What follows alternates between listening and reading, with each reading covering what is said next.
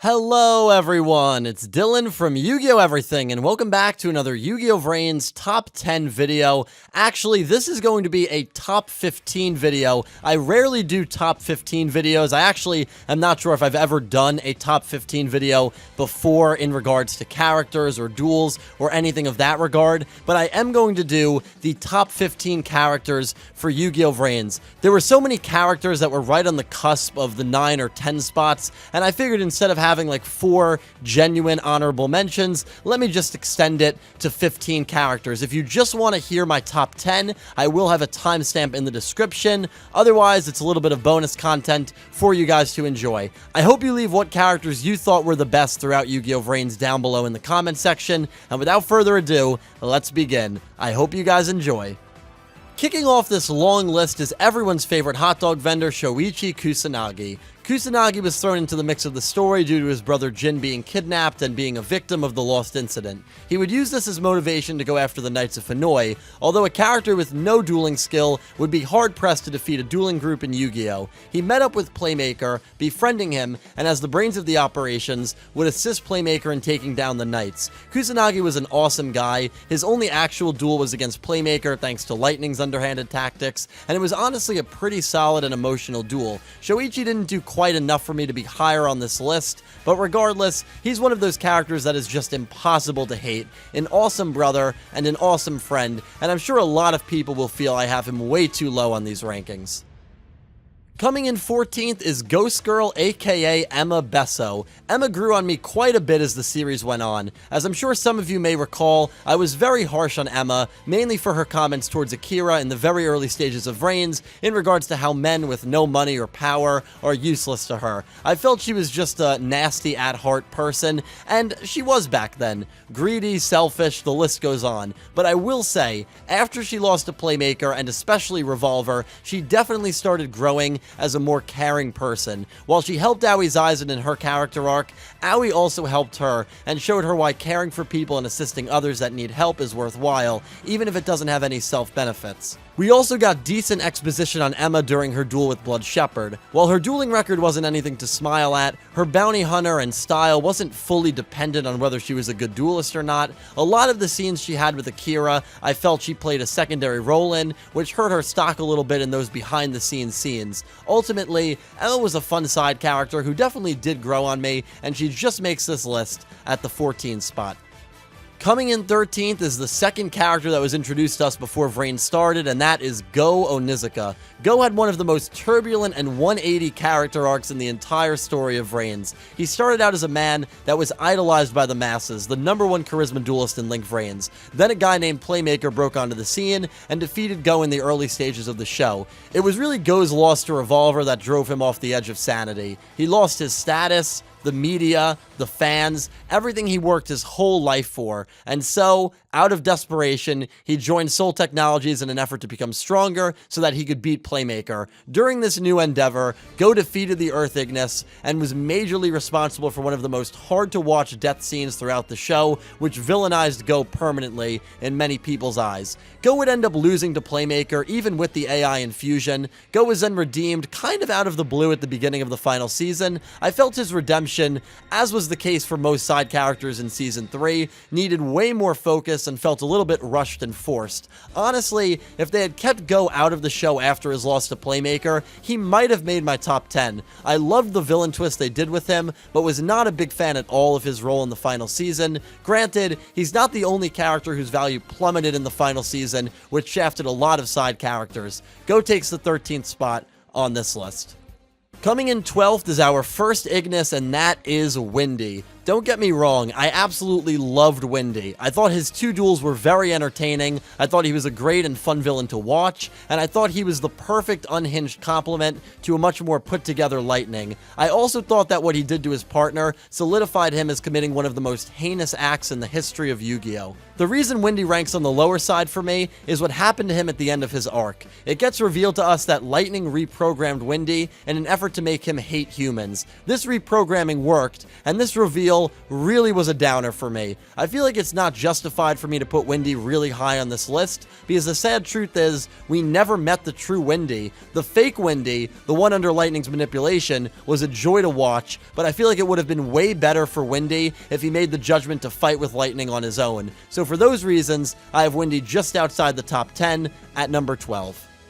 Another Ignis makes this list, and that is the Fire Ignis Flame. I feel it's almost an injustice to put Flame not in the top 10, but honestly, the characters that are like 13th to 8th on this list are so interchangeable for me. I spent so much time contemplating their positions. Flame was the partner of Soulburner and was a major character until his death during the Bowman duel. It's also beautifully symbolic that the second Flame left Soulburner's side, Soulburner lost his first duel. Flame was so important for the development of Soulburner and helped him take that step forward and get out of the rut he had been living in since the Lost Incident. While Flame maybe wasn't the best dueling Ignis or the most intelligent Ignis when it came to coding, he was a genius when it came to life advice. The conversation he had with Soulburner about Revolver still resonates with me, and Flame had this calmness about him that was so soothing to watch. Much like Shoichi, Flame was awesome, but I feel hard-pressed to put him in an extremely high spot compared to characters who I feel did a little more for the show overall. Flame takes 11th place on my list.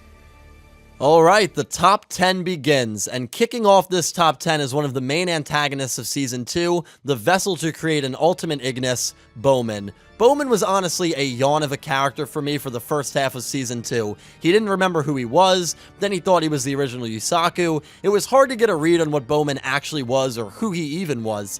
As the signs became clearer, and as he started dueling various opponents including Blue Maiden and Soulburner, my appreciation for Bowman grew stronger. For a villain, he was the opposite of what you would expect. More calm, observant, understanding, and respectful. He showed a lot of respect and even admiration to a degree for Aoi, Homura, and Yusaku as he tried to learn what human beings were all about. At the end of the day, Bowman was a character that balanced the viciousness of Lightning and Windy while still supporting their evil goals to the fullest. Seeing Bowman's growth was fun to watch, and he probably was Playmaker's biggest challenge throughout the show. Still, it's hard for me to ignore how odd his character arc was in the early stages, and for that reason, he just barely makes my top 10.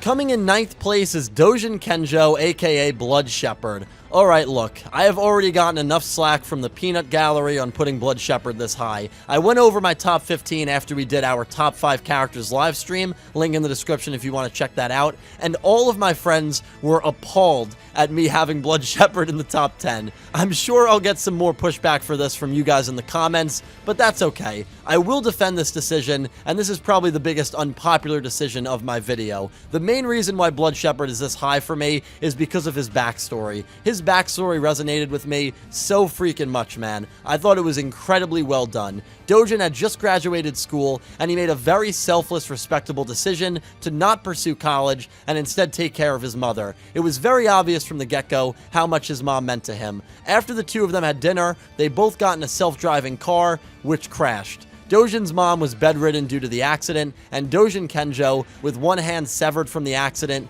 was infuriated. This was the birth of the ruthless bounty hunter known as Blood Shepherd. He made it his mission to destroy every piece of artificial intelligence that had free will, as he felt humans should always be the ones in control of AI. I loved his ideologies, and in a day and age when self-driving cars are pretty much a full-blown reality, I love how the story of Dojin speaks to the deep fears we as humans have of letting artificial intelligence take over. Blood Shepherd had good duels against Soulburner, Lightning, and Ghost Girl, and just cracks the top 10 of my list. Up next is one of two characters that I thought going into Season 3 was a shoo-in to make my top 5, but obviously they did not, and that is Revolver's right-hand man, Spectre. Spectre was such a fun and entertaining character to watch. One of the more twisted characters of the show, he broke the spirit of Akira Zaizen in a Season 1 duel, and then actually managed to get Playmaker's conviction to waver when the two dueled immediately after. Spectre was very unique because he was also a Lost Incident victim. However, his view on the incident was so different than all the other victims. He worshipped Revolver for putting him through the incident because it felt like it gave him him a purpose in a world where he didn't have one. Spectre was an essential member of the Knights of Hanoi and was loyal to Revolver through thick and thin. His duel against Lightning is definitely a candidate for Duel of the Show. What really hurt Spectre was the fact that he had one on-screen duel in the final 85 episodes of the show, which was the duel versus Lightning. Although he appeared in the final season, Spectre had only a single line of dialogue, lost to Eye off-screen, and had an incredibly underwhelming Season 3. It was this Season 3 performance that kicked his character off of my top 5, but regardless, Spectre was an incredibly fun character who I think we can all agree deserved way more screen time, especially down the stretch. Much like Spectre, this was a character that after Season 2 I thought had a very good chance for my top 5. Unfortunately, it was not meant to be. Coming in at a very respectable 7th place is the girl lead of VRAINS, Akira Zaizen, aka Blue Angel, Blue Girl, or Blue Maiden. Geez, the amount of outfit changes she had was nuts. I thought Akira was an enjoyable character that was maybe 1 or 2 big wins away from possibly being the best girl character in the Yu-Gi-Oh franchise and one of the best characters in VRAINS. Akira was first shown to us as a very shy and anxiety-ridden girl. That's how she was in real life anyway, something you would never guess by looking at her vibrant and happy Blue Angel persona. I loved that symbolism of her character. It reminded me of how social media works, where all you see from a person is the happy and fun side of their life, even though they can be miserable past that beautiful-looking Facebook page. Akira would start to become more comfortable with her own skin, mainly after her brother, Akira Zaizen, started showing his appreciation of her. She would go through many phases, much like you would expect any growing young adult to go through. She fought against some major antagonists, which is pretty rare for a Yu-Gi-Oh girl lead to do, taking on Bowman and I in a 30-episode span. Unfortunately, Akira did not get that one big win that would have been so crucial for her character. After defeating Vira, she won only one duel in the final 90 episodes of the show, and that was to Haru. Yeah, not the most impressive victory. She did lose to very big-name characters, Soulburner and Playmaker to name a few, and her personal character growth I thought was a joy to watch, but it's a shame she played such a secondary role in the final season, a role that ultimately knocked her just out of my top 5. Coming in 6th place is our main protagonist, Yusaku Fujiki, aka Playmaker. This one is probably going to generate a decent debate in the comment section, and I really am interested where a lot of people would rank Yusaku. Let me start off by saying this. I liked Yusaku. I thought he was a breath of fresh air and was the first older protag the series has had since 5Ds. Unfortunately, I felt there was a good amount left to be desired when it came to his character. He was probably a good backstory away from being up near the top, honestly, and maybe a loss away as well. He went most of the show not showing much vulnerability, and I feel had he lost a duel, that would have been a perfect time to show a side of him that we didn't really get to see. We know nothing about where he came from, aka his parents or adoption situation, which also made it difficult to relate to him. Seeing his relationship with Eye Blossom was fun to watch, and Yusaku ultimately became a friendlier, more approachable person as time went on. He was a solid protagonist. Unfortunately for him, the characters ahead of him on this list just had a bit of an extra layer that he lacked, so he comes in number 6. Now we are getting to the meat of this list. Coming in 5th is the Dark Ignis Eye, a character that you can make a pretty decent argument for being the main protagonist of the show. The series starts with him and ultimately ends with him, and he was such an important character in VRAINS. I was the comedic relief of the show early on, and without him, I can't even imagine how bland some of Season 1 episodes may have been, even if most of Ai's jokes were misses and not hits with me personally. After the death of Earth, Ai begins to foreshadow his hatred of human beings starting to grow, which was a very unnerving scene, considering we were in the middle of a full-blown Ignis versus humanity war. The partner of Playmaker would seemingly turn on humanity at the start of the final season after losing all of his fellow Ignis. I planned to unleash clones of himself on the world, not knowing what would happen, although there was one thing he was sure of: he would not be around to witness it. I saw the future and knew that him living would mean the death of Playmaker, so I set the stage to make sure he would die in his best friend's arms so that said best friend could live. The plot twist and the amazing character journey he went through won me over, and a character that was always kind of just there for me became one of my favorites by the end of the show. Ai takes 5th. Coming in fourth is another character that I did not think would make my top 5, and that is Homura Takeru, aka Soulburner. When Soulburner burst onto the scene in Season 2, he ran roughshod through our Season 1 team. He defeated Aoi and Go like they were nothing, which I was not a big fan of, but Soulburner got the backstory that Yusaku lacked, and one of the greatest emotional duels in recent memory. After losing Flame, seeing him finally able to duel Revolver in full capacity was amazing. The duel between the two of them was great and probably propelled Soulburner into my top 5. Hearing about his pain and struggle due to losing his parents and how he felt responsible for it was such a powerful and depressingly relatable scene. And then to watch him fight against Revolver and actually pull off a shock win after losing to Bowman and realistically losing to Robapi was incredible. I didn't love how much attention Soulburner got in the show and in the plot when he was initially shown to us. I felt it came at the cost of a lot of already established characters. However, this exposition during his final duel did wonders for his character in my eyes, and when VRAINS was all said and done, I thought he was one of the best characters in the show.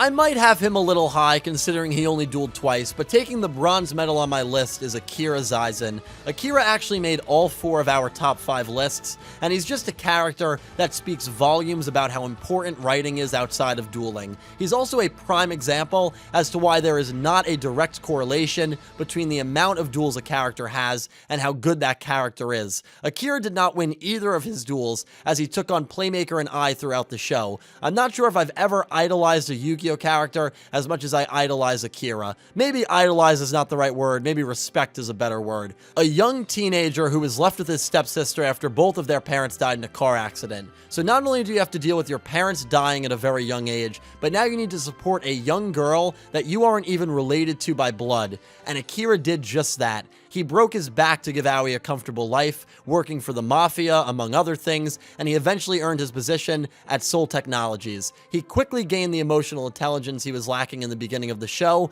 and supported Aoi emotionally instead of just financially as the story went on. My favorite Akira moment has to be when he somehow managed to will himself to hit the switch when Playmaker was dueling Bowman.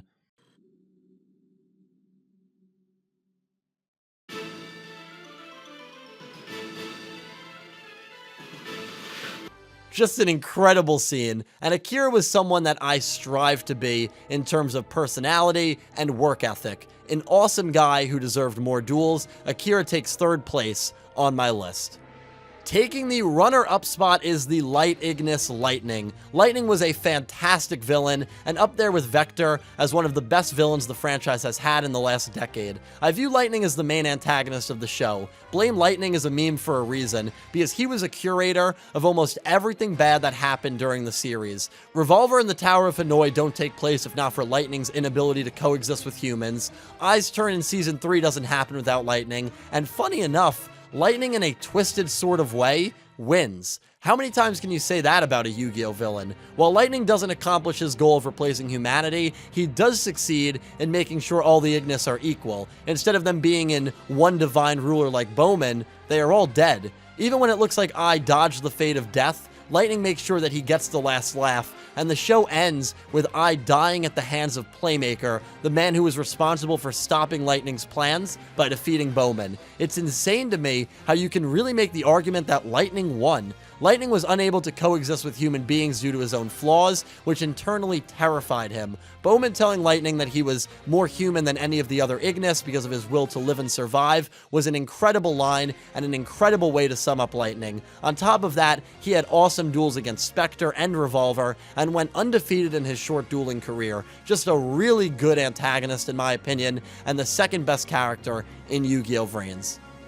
The best character in Yugioh VRAINS is Revolver. Revolver was an almost perfect rival who commanded a scene like no other character in VRAINS. Revolver started out as the antagonist, being the main villain of Season 1, although rival is definitely a more fitting term for Revolver's overall role in the show. The speeches this man would give and the quotes he had throughout VRAINS are some of the best of the show. He has to experience the death of his father in the middle of VRAINS and becomes the true leader of the Knights of Hanoi, although we quickly learn that Revolver had a strong guilty conscience, as he was the one who saved the kids from the Lost Incident confident and wanted to turn himself in for the crimes the Knights committed at the end of the show. Revolver's main goal was to destroy the Ignis, the abominations his father created. While his stance on this never wavered, he showed his ability to adapt and evolve and to understand people, even referring to the Dark Ignis as I while he was on his deathbed after his battle with Lightning. Perhaps they saved the best for last when it came to Revolver. During his final duel against Soulburner, the way he was able to push Soulburner and get him to face his fears and get over his trauma was incredible. It was an absolutely breathtaking duel, and it was one of the rare times when in the middle of the duel, I realized we were watching a special character. Revolver talking about the afterlife still gives me chills, and he was one of the most astute characters Yu-Gi-Oh! Has ever had. Yu-Gi-Oh! Always seems to nail the rival character. Revolver was no exception, and in my opinion, he is the best character Yu-Gi-Oh! VRAINS has to offer. And that about wraps it up. Thank you all so much for watching my top 15 best characters in Yu-Gi-Oh! VRAINS. Please feel free to leave your top 5, top 10, top 15 lists down below in the comment section. I really love hearing from you guys, and there's always going to be a little bit uniqueness to a list like this, so I'm really interested to hear your own personal takes on this topic. A huge thank you to my Platinum tier patrons Alexa Baker, Glen McGookin, Jorge Carrillo, James Rose, Horace Maye, Goosey Q, Vincent Van Der Veen, Panther J, Smith620, FrostReaper, Jorge Leon, and Blue Maiden 28, and to my Diamond tier patrons Jesse Wood, Latrell Smith, and Sean, and to my Egyptian God tier patrons Joss Rivers and Melinda Phantom. Thank you to all of my patrons, channel members. You guys are incredible. I cannot tell you how much it helps me out, and thank you to everyone who just watches these videos, because without you guys, I would not be able to do this. Man, this took a long time to make. I understand why I keep it at top 10s and not top 15s, but I really hope you all enjoyed. We still have top 10 disappointments and top 10 duels, and that will conclude our top 10 lists for Yu-Gi-Oh! VRAINS. So be on the lookout for those in the upcoming weeks. Thank you all so much for watching once again, and I hope you have an amazing day.